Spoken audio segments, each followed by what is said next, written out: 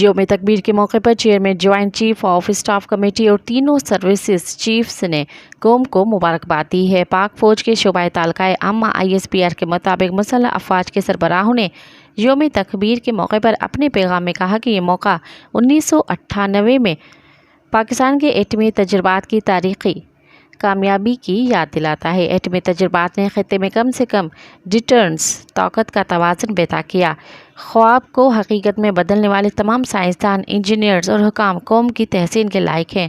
ISPR کے مطابق فوجی سربراہوں نے اپنے پیغام میں مزید کہا کہ مسلح افواج اور قوم مشکلات کے باوجود قابل ذکر کامیابی پر خراج تحسین پیش کرتے ہیں۔ مسلح افواج کے سربراہوں نے کہا کہ پاکستان کی تاریخ کے اہم ترین دن پر پاک افواج مادر وطن کی خود مختاری اور وقار کے دفاع کے عزم کا احاطہ کرتی ہے۔